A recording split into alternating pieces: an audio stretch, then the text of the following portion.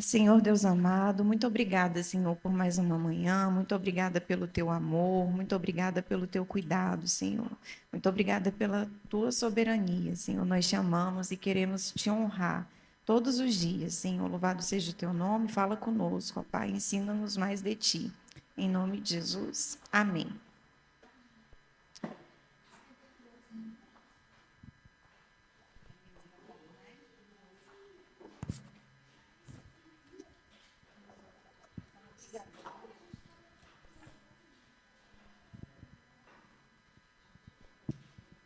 Bem, pessoal, bom dia, então. A paz do Senhor.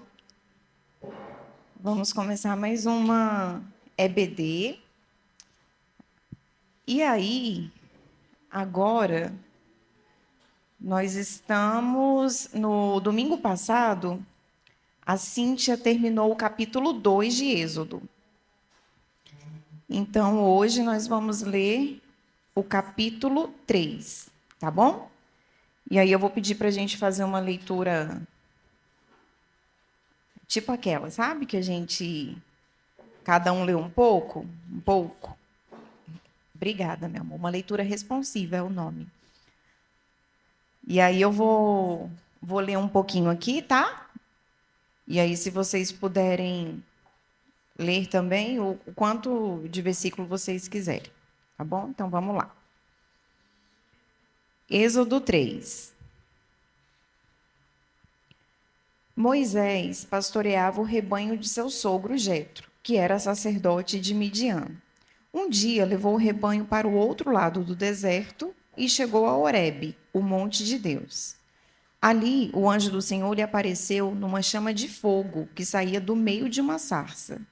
Moisés viu que, embora a sarça estivesse em chamas, não era consumida pelo fogo. Que impressionante, pensou. Por que a sarça não se queima? Vou ver isso de perto. O Senhor viu que ele se aproximava para observar. E então, do meio da sarça, Deus o chamou. Moisés, Moisés. Eis-me aqui, respondeu ele. Então disse Deus: Não se aproxime, tire as sandálias dos pés, pois o lugar em que você está é terra santa. Disse ainda: Eu sou o Deus de seu pai, o Deus de Abraão, o Deus de Isaque, o Deus de Jacó. Então Moisés cobriu o rosto, pois teve medo de olhar para Deus.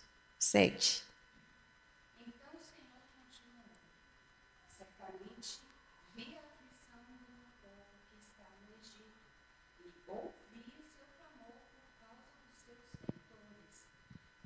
Sofrimento do meu povo. Por isso desci a fim de livrá-lo das mãos dos egípcios e para fazê-lo sair daquela terra e levá-lo para uma terra boa e ampla, terra que mana leite e mel, o lugar do cananeu, do eteu, do amorreu, do ferezeu, do eveu e do jebuseu. Pois o clamor dos filhos de Israel chegou até mim, e também vejo a opressão com que os egípcios os estão oprimindo. Agora venha, e eu enviarei a Faraó, para que você tire do Egito o meu povo, os filhos de Israel. Então disse Moisés a Deus: Quem sou eu para ir a Faraó e tirar do Egito os filhos de Israel? Deus lhe respondeu: Eu serei contigo, e este será o sinal de que eu te enviei. Depois de haverdes tirado o povo do Egito, servireis a Deus neste monte. Disse Moisés a Deus: Eis que quando eu vier aos filhos de Israel e lhes disser: O Deus de vossos pais me enviou a vós outros, e eles me perguntarem: Qual é o seu nome? Que lhes direi? Então disse Deus a Moisés: Eu sou o que sou. Disse mais: Assim dirás aos filhos de Israel: Eu sou, me enviou a vós outros.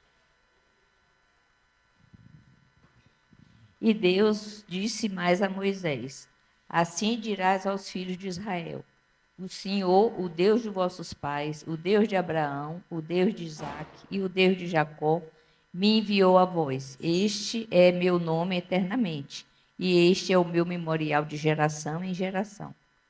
Vai e ajunta os anciões de Israel e diz-lhes: O Senhor, o Deus de vossos pais, o Deus de Abraão, de Isaque e de Jacó, me apareceu, dizendo: Certamente vos tenho visitado e visto o que vos é feito no Egito. Portanto, eu disse: Far-vos-eis subir da aflição do Egito à terra do Cananeu, e do Eteu, e do Amoreu, e do Ferezeu, e do Eveu, e do Jebuseu, a uma terra que mana leite e mel. As autoridades de Israel o atenderão.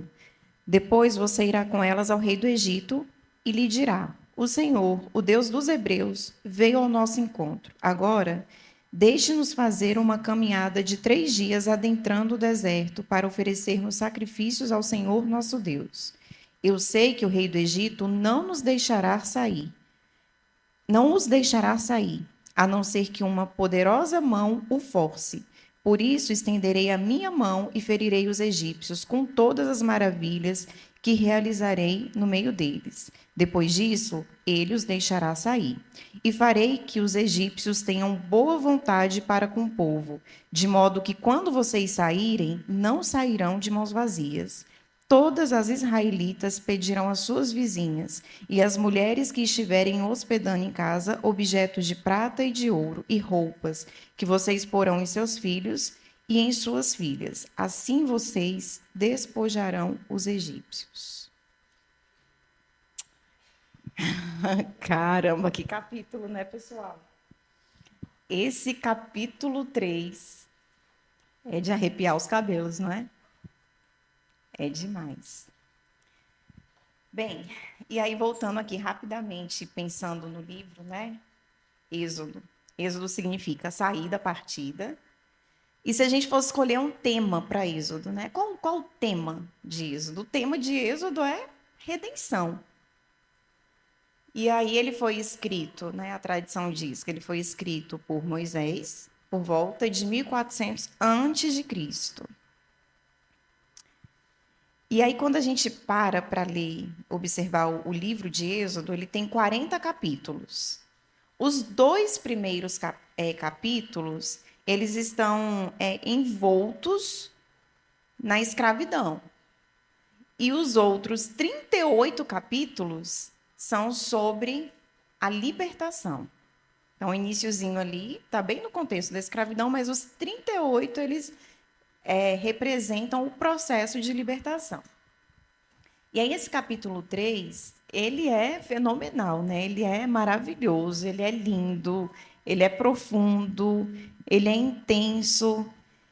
E quando a gente para pensar no Antigo Testamento, se a gente puder fazer um resumo assim, o que é o Antigo Testamento? Né? Sei lá, em pouquíssimas palavras, o que é o Antigo Testamento? O Antigo Testamento, ele conta a história de Deus se revelando ao homem de forma progressiva, até ele se revelar de forma plena, que é em Cristo, em Jesus Cristo, no Novo Testamento. E aí, esse capítulo 3, Deus ele já está se revelando. Antes de Êxodo, né? Lá desde Gênesis, Deus já está se revelando ao homem. Agora, esse capítulo 3 de Êxodo, ele é fenomenal, ele é incrível, porque é um capítulo, acho que são 22 versículos, né? Se eu não me engano, isso. 22 versículos. Em 22 versículos, Deus se revela grandemente ao homem, nesse único capítulo, nesse capítulo 3. E ele, nesse capítulo 3, a gente consegue ver grandes revelações sobre Deus, sobre o homem e sobre o processo de libertação. Ele fala como é que vai ser esse processo, né? Ele fala, olha, ele dá spoiler, exatamente. Ele fala, faça isso, mas deixa eu te avisar, Moisés, né? Não vai dar certo, não. Ele não vai. Isso. Intervir, né? Para o faraó liberar. Então, ele já fala. Ele fala sobre ele. Aqui a gente consegue ver revelação sobre o homem e a gente consegue ter revelação sobre esse processo de libertação. basicamente, né, de forma bem macro, a gente consegue. Esse capítulo aqui, acho que a gente conseguiria ficar nele muito tempo, né? Só tentando aprofundar cada perspectiva dessa que eu falei. Mas, enfim, vamos tentar aqui abordar o máximo possível. E aí a gente vai ficar mais sobre Deus, sobre a revelação do próprio Deus, tá? Apesar dessas 3 perspectivas que eu falei para vocês. A gente vai priorizar aqui a revelação sobre Deus, afinal, ele é o foco, né? Ele é o centro, ele é o protagonista. Bem, se a gente parar para pensar, a gente consegue, a gente vai lendo aí, e antes de Deus começar a ter uma conversa com Moisés, ele começa a se mostrar, ele começa a mostrar quem ele é, mesmo antes de falar. Mesmo antes dele ter essa conversinha, esse diálogo curto aí, ele começa a se revelar a Moisés. E aí, o que acontece? Imagina, o deserto é um lugar em que é muito comum pegar fogo. Né? As árvores, a gente estava ontem passando na BR e vendo fogo, né? No meio do mato, lá nessa época seca, é muito comum. E aí eu estava comentando com o Gustavo, a gente estava comentando, né? Olha só, o cenário de uma sarça pegar fogo não é incomum no deserto. Aqui no Cerrado, que não é deserto, toda hora a gente vê, né? Vocês viram Pantanal pegando fogo, enfim, não é algo incomum. Agora, o que acontece? O diferente aqui é que a sarça pegava fogo, mas ela não era consumida. Isso é o fenomenal, isso é o impressionante. É tanto que Moisés fala, nossa, que é isso? Deixa eu observar de perto, né? Nossa, que impressionante. E aqui eu já vejo um tanto de Moisés atento. Podia passar por ele aquilo, né? Ele podia só olhar. Não, mas ele teve curiosidade, né? Ele parou para observar. E aí ele observou e falou: peraí, tem alguma coisa diferente aqui. Aquilo atraiu, né? Aquela manifestação era muito diferente, aquilo atraiu Moisés. E aí, voltando aqui para a gente pensar sobre a revelação que Deus faz sobre Ele próprio nesse capítulo, a gente consegue ver algumas características e alguns atributos do nosso Deus em Êxodo 3. Primeira coisa, alguns críticos eles falam que a humanidade tem mania de criar deuses. Né? A gente cria Deus à nossa imagem e semelhança, né? A gente cria deuses. E a gente, às vezes, cria deuses até bonitinhos, né? Até engraçadinhos. Só que Deus, ele é quem ele é, independentemente de nós. Não é o que a gente acha, não é o que a gente pensa, não é o que a gente deseja, muitas vezes. Não é o que a gente concorda. Ele é. Ele é como ele é quem ele é e da maneira que ele se revelou. E pronto, né? A gente gostando ou a gente não gostando, ele é. E aí, é tão bonito porque a gente só sabe quem Deus é porque ele tomou a iniciativa de se revelar a nós. Ele que tomou essa iniciativa, ele que se manifestou, ele que quis, ele amou primeiro, ele quis essa interação primeiro, né? Ele quis, foi uma vontade dele se revelar a nós. E é tão legal quando a gente pensa em iniciativas, porque, olha só, lá no capítulo 2, na aula passada, a gente viu que Moisés, com o seu senso de... Qual o nome do herói? Capitão. Steve Rogers, Capitão América. Então, Moisés, com seu espírito assim de o justiceiro, né? Tipo, caramba, ele estava vendo ali uma injustiça mesmo, né? Uma violência contra um hebreu.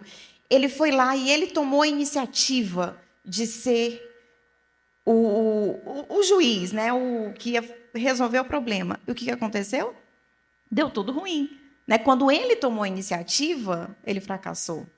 Aqui é diferente. Aqui Deus está tomando a iniciativa de ordenar, de pedir que Moisés tenha alguma ação. Aqui não é a iniciativa de Moisés. Aqui é diferente. Aqui é o próprio Deus chamando. Não é na força do braço de Moisés. Aqui é o próprio Senhor chamando. Bem, e aí a gente vai falar aqui rapidamente sobre alguns atributos de Deus que a gente consegue ver aqui nesse capítulo 3. Mas antes eu queria só que a gente pensasse rapidinho sobre uma diferença básica aqui. Sobre a diferença da presença de Deus e da manifestação de Deus. São coisas diferentes. Se a gente parar para pensar, como eu falei, o cenário do deserto era comum. Árvores pegando fogo era algo comum.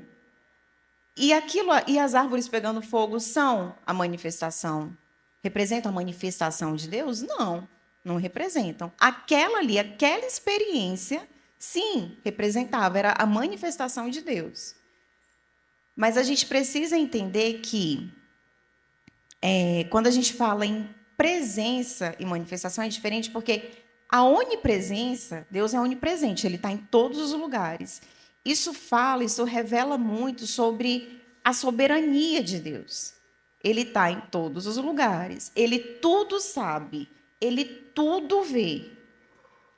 Nada está oculto para ele, absolutamente nada. Ele é onipresente. Ok, isso é a onipresença de Deus. Agora, o fato dele ser onipresente não significa que ele se faz manifesto. O fato dele ser onipresente é diferente da manifestação de Deus.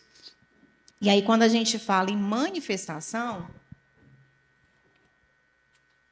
a gente tem muitos, imensos, né? Relatos sobre a manifestação do nosso Deus. Quando a gente pensa no Antigo Testamento, aqui mesmo a gente tem um exemplo de Deus se manifestando. Né? Ele é o fogo ali consumidor, mas não consome a sarça. Isso é uma manifestação de Deus, né? Também chamado de teofania. Quando ele se revela, se faz manifesto e o homem consegue enxergar, consegue ver, consegue perceber. Mas a gente tem vários outros exemplos da manifestação de Deus. A gente tem, por exemplo, o mar se abrindo. O mar se abrindo é manifestação de Deus. A glória do Senhor enchendo o tabernáculo. E quantos outros episódios a gente consegue ver, né, da manifestação do nosso Deus. E no Novo Testamento, além de Cristo, né, que é o próprio Deus encarnado, revelado, operando tantos milagres, sinais e maravilhas, a gente também consegue ver, né, depois que Jesus foi para o céu, a gente também consegue ver a manifestação do nosso amado em Atos, né, o Pentecostes, enfim, são muitas manifestações. E o Senhor, ele permanece se manifestando por meio do Espírito Santo através de nós. E aí eu fico pensando que, olha só, Moisés, ele parou, observou, e ele viu a manifestação de Deus. Tem um episódio lá em Elias que eu acho a coisa mais linda do mundo, porque veio o vento, veio o terremoto, veio o fogo, mas foi onde que Deus se manifestou? No murmúrio da brisa suave. Olha que coisa mais sensível, que coisa mais linda. E eu fiquei pensando sobre a nossa atenção, sabe? Sobre a nossa sensibilidade também de observar a manifestação de Deus. Os céus declaram a glória de Deus. Né? A gente vê, nós estamos envoltos todos os dias, do acordar ao dormir, pela glória de Deus. A gente não consegue enxergar muitas vezes porque a gente está muito atarefado, a gente está muito ocupado, tem uma coisa muito mais importante, né, para fazer. Então a gente não consegue, a gente não observa. Mas a glória do Senhor, ela está presente todos os dias. E aí eu fico orando, sabe, gente? Eu fico pedindo assim, Senhor, tira as escamas dos meus olhos.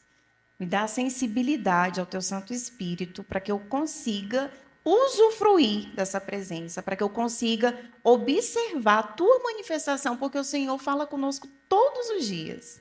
Ele se manifesta todos os dias. A gente precisa estar atento, precisa estar com o coração aberto, com os olhos bem abertos, né, os ouvidos atentos, para poder usufruir dessa manifestação maravilhosa do Senhor em nós, por meio de nós e por meio dos nossos irmãos também. Bem, mas vamos pensar um pouquinho então nos atributos e nas características que a gente consegue observar aqui nesse capítulo 3. Deixa eu correr, porque o tempo já... Primeira coisa, pessoal, Deus é transcendente. A sarça queimando lá, mas não queimando, isso é anormal, gente. Isso não é normal, isso não é do nosso plano, isso não é do nosso mundo. Então, Deus, ele é diferente, ele é superior, ele não está restrito às nossas regras, ele não está restrito nem às leis da física, né? Da gravidade, ele não está restrito a nada disso, porque ele é o Criador, ele é o Rei do Universo, ele é soberano, ele fez tudo. Tudo é obra das mãos dele. Então, ele está acima. Né? Pode a obra ser maior, a criatura ser maior do que o seu Criador? Não.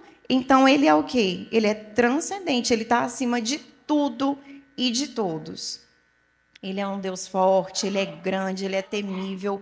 Até os serafins que não têm pecado, eles cobrem o rosto diante de Deus. A gente consegue observar que Moisés vai lá, né, curiar, ver o que está acontecendo, e chega lá, peraí, tem alguma coisa estranha aqui.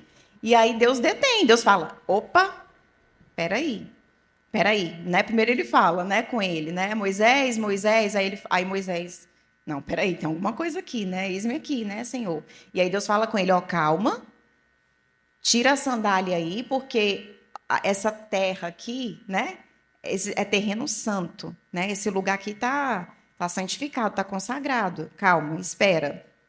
E aí a gente vê que Moisés, o que ele faz? Ele cobre o rosto. Quando a gente se vê diante de Deus, a nossa primeira reação é o temor.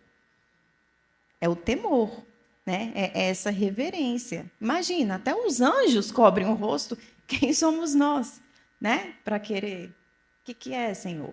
Então, essa postura, sabe? Isso me trouxe muito essa postura de reverência, mesmo pensando que Deus é transcendente, ele está acima. Ele não é regido pelas normas do nosso mundo, ele está acima, porque ele é o Criador. Mas, ao mesmo tempo, Deus, outra característica, Deus é imanente. E o que significa isso? Ele é transcendente, mas ele é imanente também. Ele também está aqui. Ele está no meio de nós. Né? Ele é Deus presente, ele é Emmanuel, Deus conosco. Então, apesar de todo esse poder, soberania, majestade e glória, ele também, né, por meio de Cristo, se fez homem e ele está entre nós, né, por meio do seu Santo Espírito. E aí aqui a gente consegue ver que por ele estar aqui também, ele viu, ele ouviu, ele teve conhecimento, ele soube e ele desceu para livrar aquele povo que orava e que clamava. E aqui um parênteses, né, sobre a oração. Que coisa mais linda, né? Por quantos anos esse povo ficou orando? E clamando, e sofrendo, gerações, mais gerações. E aí eu estava lembrando de um versículo muito lindo que tem em Apocalipse. Um dia desse eu falei aqui para vocês, eu falei, olha, a oração é a necessidade que nós temos de Deus. E como aquele povo orava, né? Eles estavam em apuros, e eles oravam e clamavam ao Senhor, e o Senhor viu, ouviu, soube, sentiu e desceu para livrar aquele povo. E aí eu estava lembrando da passagem de Apocalipse que fala que a oração dos santos, ela é incenso. E a oração dos santos, ela é colocada numa taça de ouro e entregue ao Cordeiro. Como isso, né, dá vontade de, gente, vamos passar então o resto do domingo orando, né? Agora, desde já, vamos parar tudo, vamos orar. Ok, então tá. Mas voltando aqui aos atributos do Senhor. Vamos lá, do nosso amado Deus. Mas sabe o que é incrível, gente? A gente pensar sobre essa experiência de Moisés sobre a sarça? A sarça, ela é um arbusto silvestre, humilde, inútil e até desprezado. Mas ali ele foi portador da presença divina. Isso faz vocês pensarem em alguma coisa? Algo, sim? Algo, né? Sim, inútil, desprezado, miserável, pobre, cego e nu, né? Mas portador da presença divina, da manifestação do próprio Deus, né? O fogo consumidor, que era o próprio Deus, estava ali naquela coisa criada tão sem porquê, sem utilidade, mas ele se manifestou ali, ele escolheu daquela forma. E nós, né? E nós, vasos de barro, exato, mas que a barca que acolhe um tesouro, né? Ok. Outro atributo, era só parênteses, outro atributo. Então, nós vimos que Deus é transcendente, Deus é imanente. E outra coisa que a gente consegue ver, Deus é santo. Isso tudo aqui, né? Estou tirando daqui. A gente sabe outros atributos de Deus, né? De outros registros, né? Da revelação dele, mas só do capítulo 3. E Deus é santo. Tem uma hora no versículo 5, né, que ele fala: não se aproxime. Moisés vai lá fuxiricar, né, curiar, e Deus fala, ó, não se aproxime. Tire as sandálias dos pés, pois o lugar em que você está é terra santa. Gente, Moisés andava lá com as ovelhinhas e tudo o tempo inteiro. Ele pisava naquele lugar o tempo inteiro. Mas o que fez aquela terra ser santa? Foi a presença, né? A manifestação do próprio Deus. E aquilo ali fez com que aquele lugar se tornasse santo. Eita, ó, de novo, ó. Fez com que aquele lugar se tornasse santo. A presença de Deus naquele lugar fez com que aquele lugar se tornasse santo. Bem, e aí o que acontece? E aqui, né, aqui eu anotei, eu até já falei, mas aqui eu anotei o seguinte: pela presença do Senhor, o lugar se tornou santo. Aquele lugar foi consagrado. E aí esse tire as sandálias dos pés é mais ou menos assim: o homem, ele não pode pisar com artifícios que encobrem ou que protegem. Diante de Deus, nós estamos nus. Não adianta, né? Moisés tentou colocar, né? Estava ali de sapatinho e tudo. Não, não tem essa. Não tem como a gente se encobrir, se revestir. Deus tudo sabe, tudo vê, tudo conhece. Diante dele, estamos nus. Ele está vendo a nossa alma, o nosso coração. Não tem como a gente cobrir nada, nosso coração, as nossas motivações, as nossas intenções diante de Deus. Então, se a gente tiver que tratar e cuidar, é bem aqui mesmo que a gente tem que tratar e cuidar. Então, a reverência, ela começa no nosso coração. A reverência a Deus, ela se inicia no nosso coração. O resto, o que vem disso, é meramente consequência. E aí tem uma música do...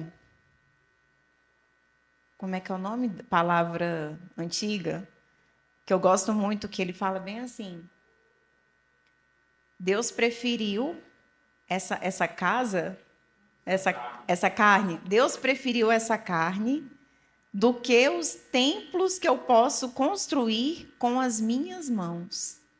Deus escolheu habitar em nós. Glória a Deus. Que honra poder ser esse lugar para abrigar esse Santo Espírito, né? Que não tem palavra, né, gente? Imagina. É muito amor, é muita graça, é muita misericórdia. Ok. E aí eu fiquei pensando, bem, já que ele preferiu essa carne para habitar do que algo que eu posso construir, né? Então é aqui mesmo. É esse lugar que vai ter que ser santificado, é esse lugar que tem que ser transformado e esse lugar que vai ter que prestar reverência ao nosso amado, né? Ao proprietário. Ok. Quarto atributo que a gente consegue tirar desse texto aí, agora correndo, porque está na hora. Deus é poderoso. E ele é poderoso, e ele fala que ele é poderoso. Não é porque a gente viu e sabe tudo que vai acontecer depois, não. Ele fala que ele é poderoso. Na hora que ele dá o spoiler, ele fala bem assim, ó, é o seguinte, eu sei que o rei do Egito ele não vai deixar vocês saírem, não. A não ser que uma poderosa mão o force. Por isso, estenderei a minha mão. Ou seja, é ele declarando que ele é o quê? Poderoso. Então, Deus é poderoso. Deus tudo vê, Deus tudo sabe. Ele escuta, ele conhece. A gente também consegue ver essas características do nosso Deus por esse capítulo. E agora, rapidamente aqui, só para a gente aproveitar essa conversa que Moisés... Eu não sei se os próximos, né, vão adentrar aqui nessa parte. Eu acho bem interessante, mas como eu não sei, então vou falar aqui rapidamente. Tem uma hora que começa um diálogo, né, de Moisés e Deus. E aí Deus fala bem assim, olha, quem sou eu? Quem sou eu para poder fazer isso aí que o Senhor está me pedindo? Deus fala assim no versículo 10. Vá, pois, agora, eu o envio ao faraó para tirar do Egito o meu povo, os israelitas. Moisés, porém, respondeu a Deus, quem sou eu para apresentar-me ao faraó e tirar os israelitas do Egito? Tipo assim, o povo estava sofrendo muito, muitos anos, clamando muitos anos, chorando muitos anos, sendo escravizado há muitos anos. Moisés fez a presepada lá, terrível, de matar o egípcio, saiu correndo, fugido com os panos, foi lá para a terra de Midian, está lá um tempão, e aí Deus fala, ó, agora volta, né? Vai lá no... Gente, socorro, né? E aí, quando Moisés faz essa pergunta, ele faz no sentido de quem sou eu, assim, né? Eu sou incapaz para isso, eu não tenho competência para isso, de jeito nenhum. Microfone. Não, Lulu, fala. Não tenha medo do microfone. É que eu imagino Moisés pensando, olha, quando eu tinha muito mais chance, que era quando eu estava lá, né, quando eu tinha alguma influência, quando eu era conhecido e tal, mas agora, 40 anos já se passaram. Exatamente. E aí, né, Moisés, quem sou eu? E aí algumas pessoas tentam levar, isso mostra um pouco da identidade, né, do ser humano, de incapaz mesmo, de dependente total de Deus. Algumas pessoas levam essa pergunta para um lado mais existencialista, né, mais filosófico, mas aqui Moisés está meramente perguntando, quem sou eu? Eu não tenho capacidade para isso. Né? Vocês já se sentiram assim, gente? Eu não tenho capacidade para isso. Senhor, levanta outro, porque eu não tenho capacidade para isso. E a gente, né, arruma subterfúgios. Né, e aí a resposta de Deus ela é tão maravilhosa. Ela é tão espetacular. Porque, olha só, Deus podia, eu fiquei pensando, Deus podia ter, né? Fiquei pensando nas respostas que Deus poderia dar. Olha que audácia. Falei, Senhor, mas tu podia ter respondido assim, Moisés, você é um cara muito educado. Você tem todo o conhecimento. É você, né? Você é o cara. Olha só, que não tem outra pessoa. Você conhece tudo e você é hebreu. Você, né, tem tudo. Ou ele podia, né, podia ter também falado, olha, de várias crianças ali que morreram, você foi livrado. Você foi livrado, é para isso, meu amigo, vamos lá. Ele podia ter levantado a bola de Moisés. Mas sabe o que ele podia ter feito também? Ter acabado com Moisés. realmente, meu amigo, você é um assassino. É isso que você é. Quem mandou você fazer o que você fez? Eu mandei? Por que você matou? Ainda fugiu, saiu correndo, podia ter acabado. Aliás, era para você estar morto. Junto com os bebezinhos que morreram, era para você ter morrido também. Podia ter destruído Moisés.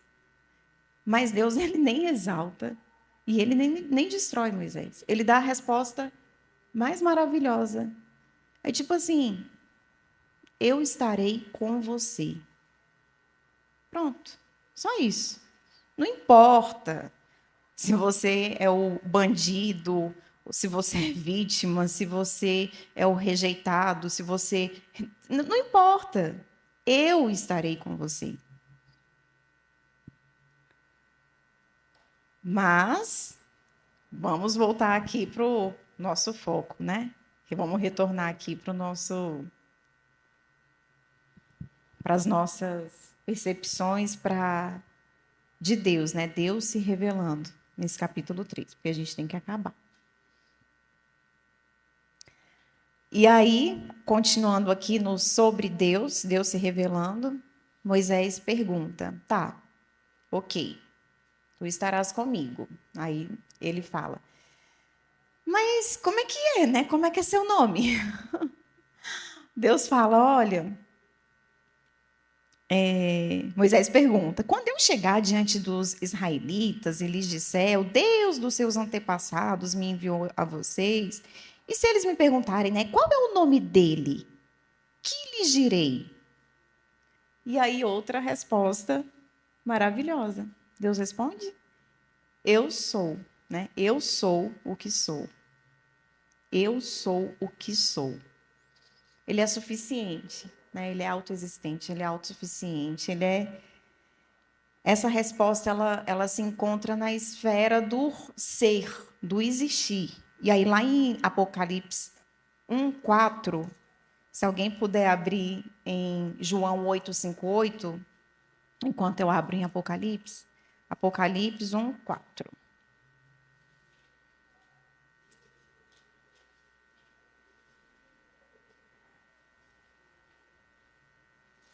A vocês, graça e paz da parte daquele que é, que era e que há de vir. Ele era, ele é e ele há de vir. João 8:58. Alguém achou aí? Pode ler, por favor? João 8, versículo 58.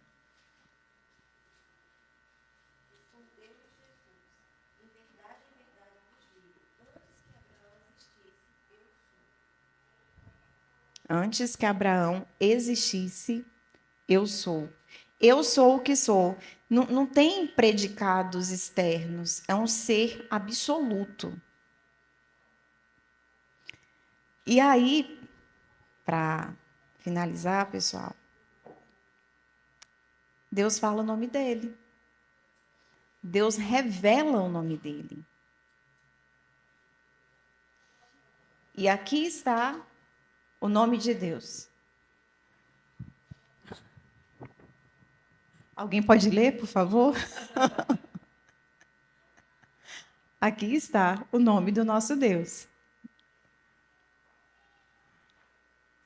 Na versão, aqui na minha, é um tetra. Olha, deixa eu ver aqui. Essas letras aqui, pessoal, o que acontece? O hebraico, originalmente, ele não tem vogal. Não existe vogal. Não existia, né? Porque recentemente algumas vogais foram incluídas, justamente para a gente conseguir fazer essa pronúncia. Mas o nome do nosso Deus é esse aqui. E aí a gente, para fazer na transliteração, né, seriam as letras Y, H, W, H.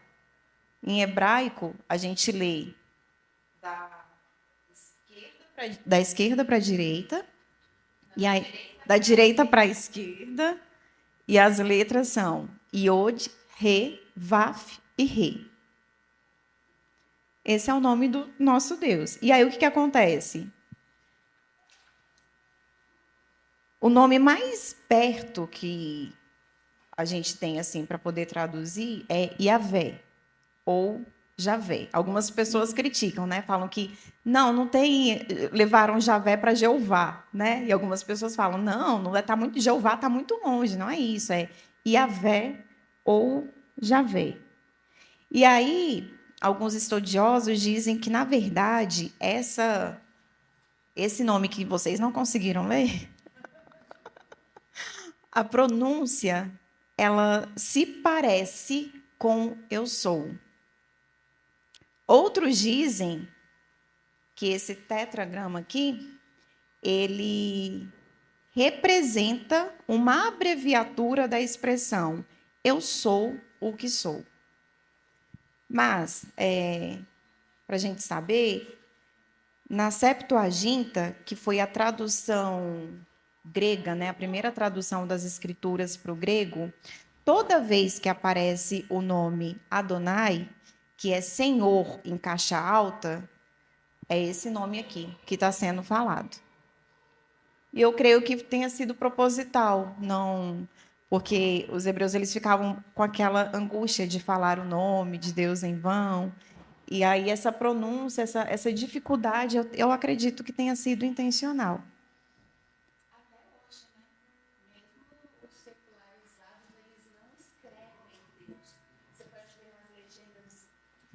Até hoje, no hebraico moderno, não se escreve Deus. Quando você vê algum vídeo legendado em hebraico, que o áudio original é em hebraico, sempre colocam D e um apóstrofo, ou algum outro símbolo.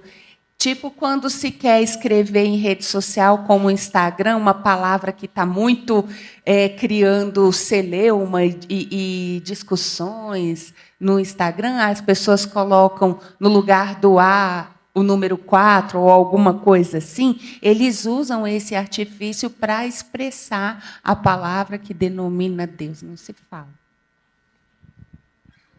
E os escribas, quando estavam escrevendo, né, a Bíblia, quando eles iam escrever esse tetragrama, eles não usavam a mesma pena que eles estavam usando, né? Já ouvi dizer que eles trocavam a pena por uma pena nova e mais antigamente eles usavam uma pena especial de ouro, alguma coisa assim, em respeito, em reverência, em temor ao nome de Deus. Pois é, que essa reverência esteja em nós, né? Não meramente pelo nome, porque a gente tem mania de falar, né? O nome de Deus, né? Não fala o nome de Deus, mas falar o nome de Deus em vão é você ter uma atitude e falar que é de Deus, né? Eu tenho essa fé, mas você age como se não tivesse. Você age de forma completamente diferente ao que você fala que deveria ser ou que a fé que você professa. Isso é falar o nome de Deus em vão, né? Você desgastar, né, o nome de Deus, sujar o nome de Deus. Resumindo, pessoal, então é isso, né? Esse capítulo 3, ele é maravilhoso. A gente poderia ficar aqui muitos e muitos domingos conversando sobre ele, mas a gente consegue ver atributos e características de Deus de forma maravilhosa por meio dele. A gente consegue ver revelações sobre o homem, né? O homem é esse ser incapaz mesmo, mas Deus está conosco. Deus está conosco, né? E a gente consegue fazer coisas grandes. Jesus falou, né? Jesus já tinha, né? Depois Jesus falou lá na frente. E esse texto também revela um pouco sobre o processo. O processo de libertação daquele povo, quando Deus deu spoiler para Moisés, e a gente consegue ver, não foi só ali. Assim é, gente. O processo de libertação é demorado. Não é um milagre, a Cíntia falou aqui domingo passado. Quantos milagres foram feitos? Gente, depois que Moisés viu lá a sarça pegando fogo e não se consumindo, eu fico pensando, nossa, né? Parece que tudo vai ser instantâneo. E o povo lá, o tanto de experiência, de manifestação gloriosa que eles puderam presenciar e ver de Deus. E depois no Novo Testamento, Jesus operando milagres e maravilhas. E hoje vai ser a palavra, o sinal de Jonas, né? Os fariseus pedindo mais sinais. E assim o processo de libertação, ele é um processo. Ele é um processo. E Deus age com mão poderosa no meio desse processo. Porque senão não tem como acontecer. Se não for pelo poder de Deus, se não for pelo poder do Espírito Santo que convence o homem do pecado, do juízo e da justiça, não tem como. E é um processo lento. Né? Às vezes a gente vai para o retiro e volta cheio de sapatinho de fogo, né? Canelinha de fogo e não sei o quê. Passa 3 semanas, tá tipo freezer. Né? Tipo assim, parece que esqueceu tudo, enfim. É o que a gente já sabe. Então, é um processo demorado. É um processo. Mas pelo poder do Espírito de Deus, ele acontece, ele é real. Amém? É isso, queridos. Amém.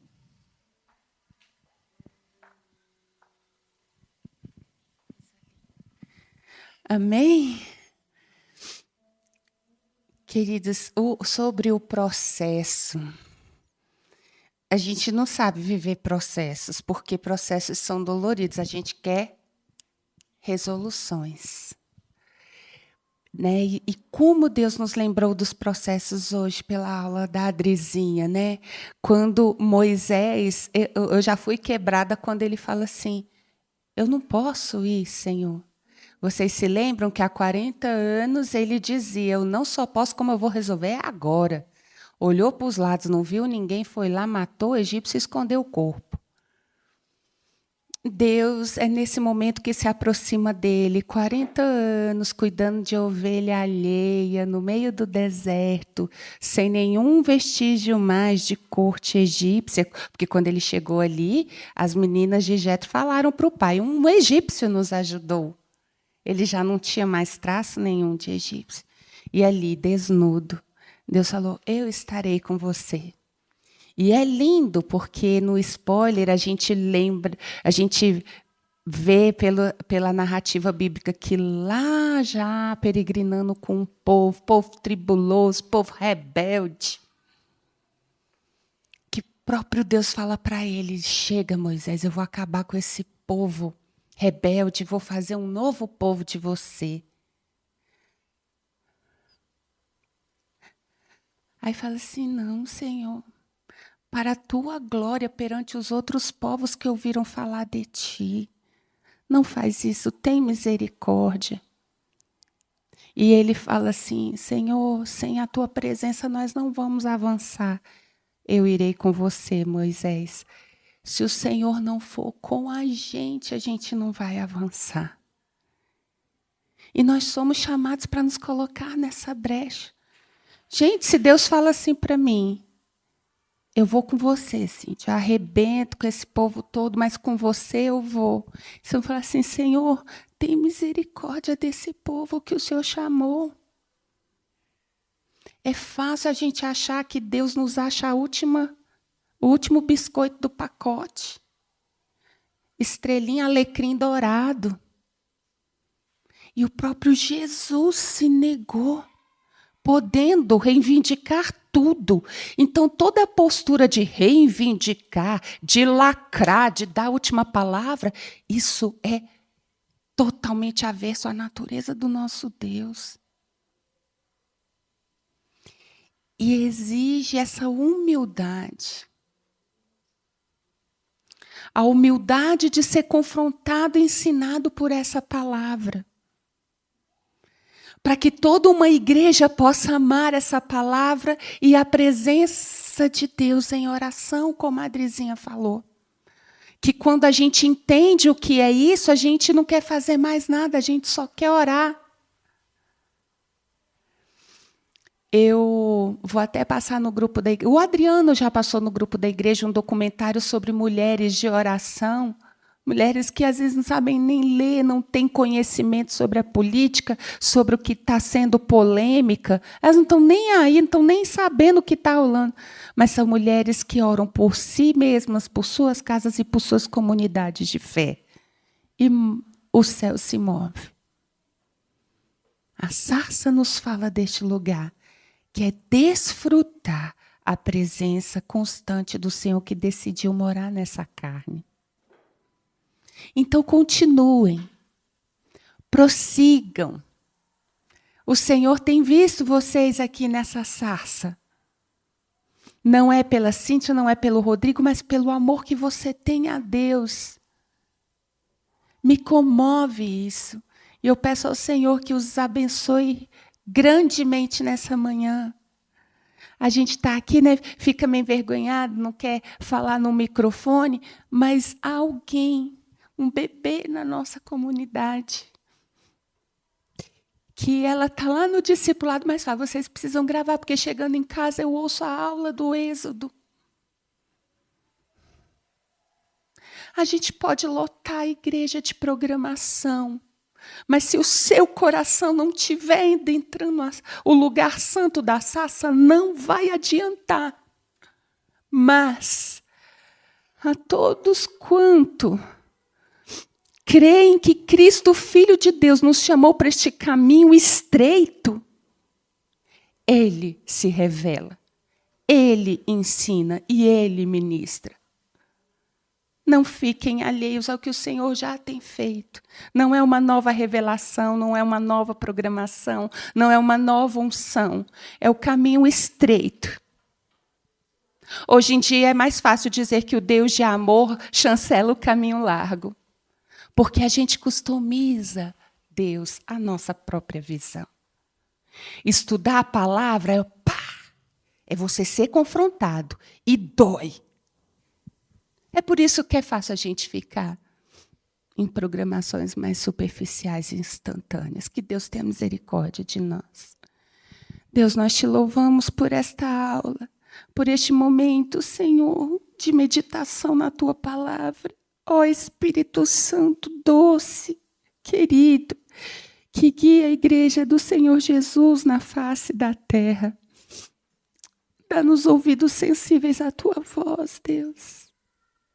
Atrai-nos com os teus laços de amor. Desperta o nosso coração. Faz assim com cada um, Senhor, que muito sinceramente diz, Deus, isso não está nem fazendo sentido para mim, mas eu quero compreender a tua boa, agradável e perfeita vontade, que pode ser totalmente diferente do que eu estou achando que está bem. Que tenhamos, Senhor, por amor a Ti, a coragem de fazer essa oração perigosa, Pai. Em nome de Jesus. Amém e amém.